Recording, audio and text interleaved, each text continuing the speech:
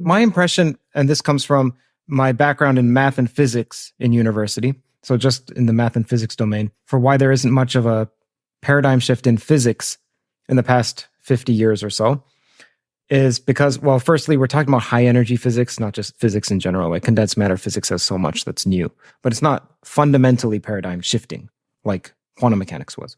One of the reasons is that you have to become so well versed in physics in order to make a change. Like you have to understand the landscape in order to propose something new.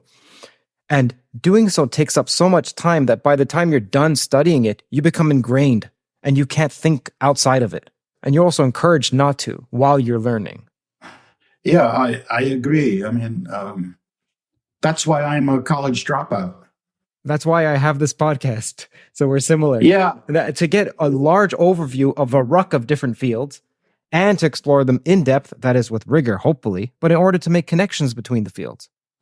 Absolutely. Universities are basically conservative institutions, and the enormous bureaucracies that administer scientific research now, guarantee that no really fundamentally novel stuff can get funded or it can get published. The referees will never accept it. So this is not the way to do good science. But I think the politicians don't want revolutionary science because it scares them. They prefer to have control over the scientific community. They don't want another development as scary as the atom bomb. That may be a reason for controlling everything, but it's very bad for science to advance. I think that Randall Mills is clearly very brilliant. I think he's going too far. He thinks quantum mechanics was not necessary, and he can do everything with his approach. Well, I can't follow his approach in detail, but I'm a little skeptical. Maybe if there's very clear experimental evidence, as there seems to be, that hydrinos exist, then clearly he's onto something. But maybe his ideas, can be combined with quantum mechanics into a richer theory. He's lucky that he came up with a practical device because he never would have gotten funding to do all the research he's been doing. The fact that he starts out presenting his stuff by saying that he's decided that quantum mechanics is a mistake and he's found another path is a little suicidal, right? But it makes it fascinating from a scientific point of view. He's gotten spectrums out that he says are the spectrum of the solar corona. There's the question of there's not only the question of the dark matter, there's the question of why is the solar corona so hot? Where does all that energy come from? And he says it's from hydrogen dropping into hydrinos, which is the dark matter. And, there's so much dark matter. The most common thing in the universe is hydrogen, right? So if it's all hydrogen, it makes sense. So I think that Randall Mills deserves a chance. Yeah, but people should really listen to him. I find it absolutely fascinating. Now, the stuff on low energy nuclear reactors, lattice enabled nuclear reactions, I think is better. It's not as fundamentally new science because condensed matter is a very complicated environment. Somebody on the Physics Nobel Prize Committee who looked at some of the work in this area said it's a phenomenon. There's a lot of phenomenological stuff in condensed matter physics, and there is room for this new phenomenon to take place, maybe. Mm-hmm. So he took it seriously. He died. He was an elder statesman, which is why he could make a statement like this without destroying his career. He already had a wonderful career. The fact that in a nickel lattice, if you populate almost every interstice with a hydrogen atom, somehow some of the hydrogens can turn into helium. This would not seem to be fundamentally new science, the way Randall Mills' hydrinos are. Now, technologically, it could be just wonderful. And that's what the Clean Planet Group is betting on with government funding and university support, and also now industrial partnerships in Japan. But I have to say that Randall Mills fascinates me more because that would be very interesting. And he starts with a piece of work done by his professor at MIT, so it's good work that he starts with. Then he goes off in crazy directions. The Japanese group seems to be interesting engineering, whereas what Randall Mills is talking about, or Randy Mills, is interesting physics for myself. I agree. I have the same point of view. Now, there's another crazy guy. I don't know whether to take him seriously in this field or not. He's called Andrea Rossi. He has something called the energy catalyzer. I think one can be justifiably skeptical about his work because Randall Mills has an organization that people have invested, I don't know, $140 million in. It's a serious organization. And the Japanese effort is involved with universities, industry, the government. That's a serious thing. But this guy, Andrea Rossi, seems to, keep all the cards close to his chest. He's doing it all on his own. It's a little crazy.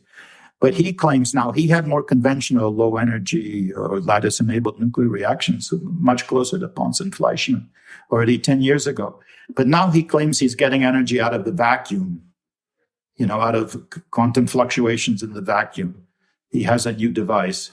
I don't know whether one should take him seriously or not because he doesn't really publish. He doesn't reveal very much information. One demo that he did was just wrong. He had a light bulb that supposedly...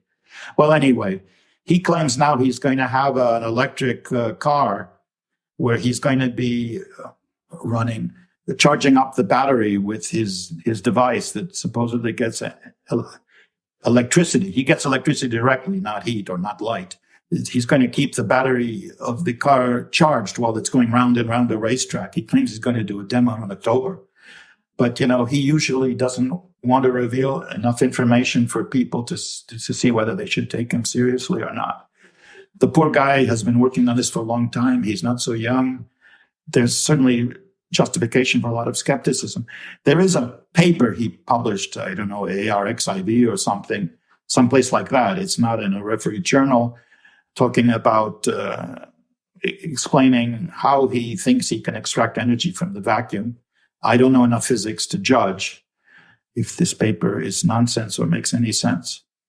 So, but this just indicate that there's all this fascinating stuff going on out there outside the system, because the system can't do crazy stuff.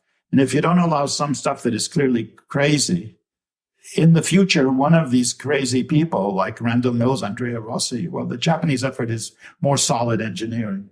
But if you don't allow stuff that is going to be wrong, you won't find new stuff that is right.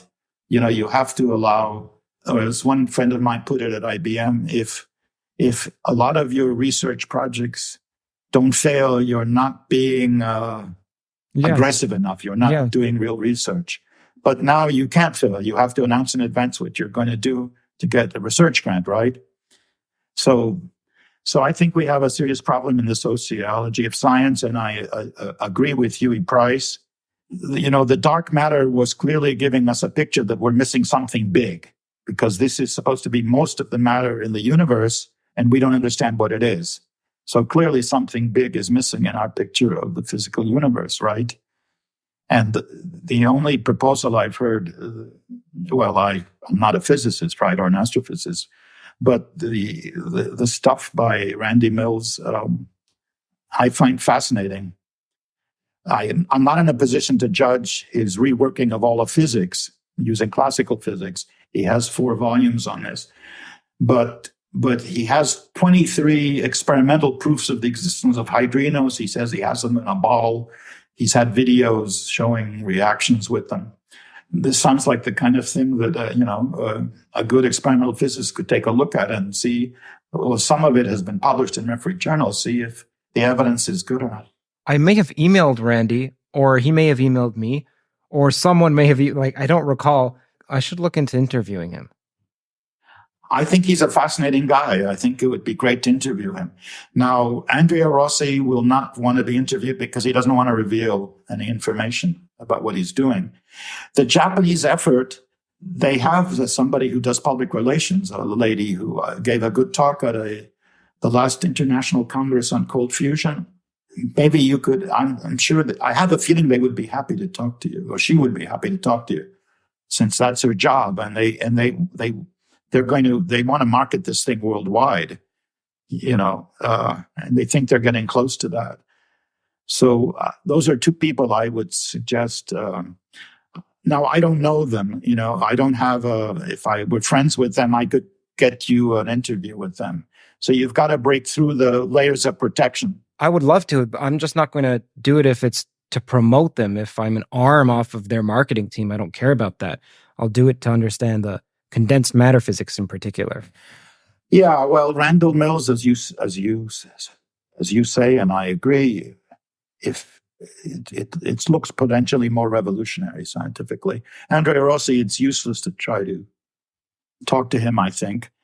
And the Japanese effort, well, the person to interview would be the physicist Arata, who came up with the evidence that convinced the Japanese to take seriously this whole phenomenon. I don't know if he's still alive. He was already an elder statesman.